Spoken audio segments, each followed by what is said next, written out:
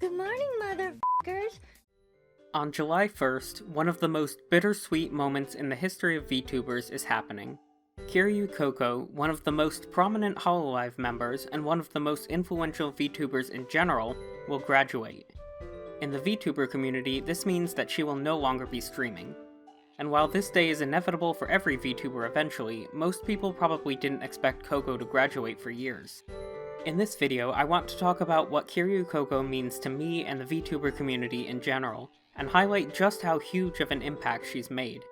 And if you're watching this video before her graduation stream, I want to convince you to watch it, even if you've never heard of her before. Let's start with the few key things to know about Kiryu Coco. Coco hates simps? No! I love simps! Coco is part of the 4th generation of Hololive, which is probably the most well-known VTuber group in the world at this point. But if you just started getting into Hololive, there's no way you'd expect that Coco was only part of the 4th generation. In fact, you might even think she's one of the founding members because of the respect and admiration that all the other members have for her. Fellow Hololive members often refer to her as Kaicho, or Chairman, which is a reference to her favorite video game franchise being Yakuza. But that name seems to have taken on more of a life of its own. I think many of her fellow members, and many of the fans, including me, see her as the chairman of Hololive itself. I'll get into that a bit more later. Coco is known for being someone who helps and supports other Hololive members, whether by helping them out with streaming issues or providing comfort during difficult times. She also is known for featuring tons of other Hololive members in her various projects, and she's done a lot of things to bring members together, like purchasing an ARC server where they could play together. Yeah! I got a nose, baby! Next, I want to talk about one of the most prominent things about Kiryu Coco, which is that she's fluent in both Japanese and English. And that's a big deal because back when she debuted in December 2019, there was only one Hololive member, Akai Hato, who had done any significant speaking in English. While there are tons of clippers who translate Hololive videos for English-speaking audiences, there's something truly special when Japanese and English-speaking viewers can interact on the same stream. Doko no kumi no monjai. By using this in a low-tone voice, you'll be given the right answer right away!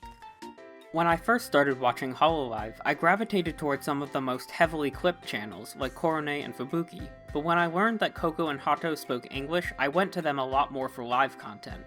Coco also put English subtitles on some of her videos, which helped bring in even more viewers. I think for the English-speaking audience, Coco has become kind of the face of Hololive, well deserving of the title Kaicho. Kaicho. I will always be your Kaicho, guys. Coco's English speaking has had a huge impact on Hololive.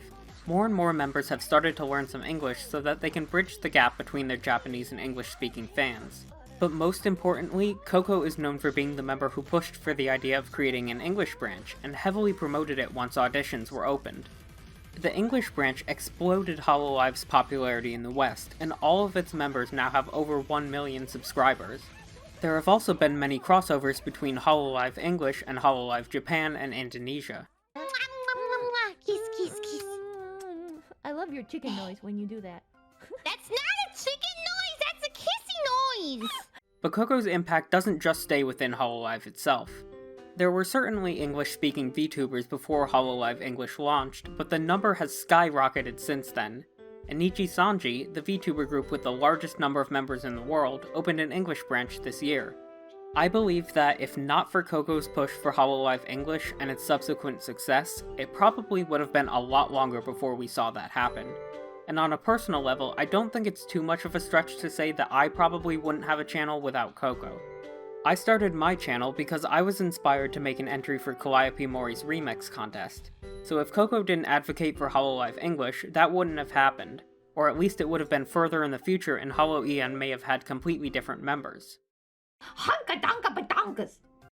Next, I want to touch on Kiryu Coco's content. Coco has made some of the most innovative videos and streams in all of Hololive, including Asa Coco, a morning news show. Asa Coco was one of the biggest ways that Coco connected to her English-speaking audience because of its subtitles. And it also was a way for her to feature her fellow VTubers and promote news events like upcoming streams, new outfits, merchandise drops, and more.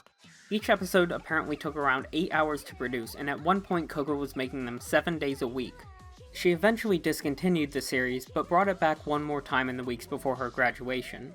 Coco's other most well-known series is Reddit Shitpost Review, where she goes on Reddit and looks at memes made by the fans and translates them so they're understandable for both the English and Japanese-speaking audiences. This show has had many different guests from all the generations of Hololive. This is one of the most direct ways that any Hololive member has interacted with the fanbase, and it's brought about some of the best jokes in the community. My tail's, plugged to my asshole, so you can take it off anytime.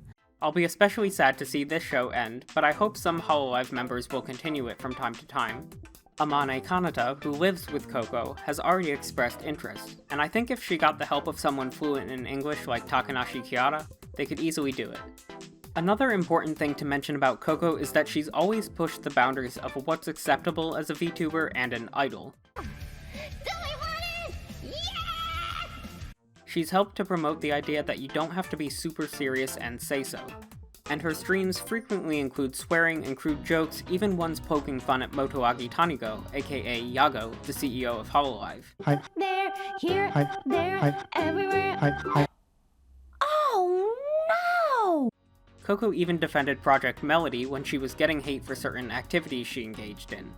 Because of Coco's influence, so many VTubers can feel free to be themselves without having to live up to some strict ideal code of behavior.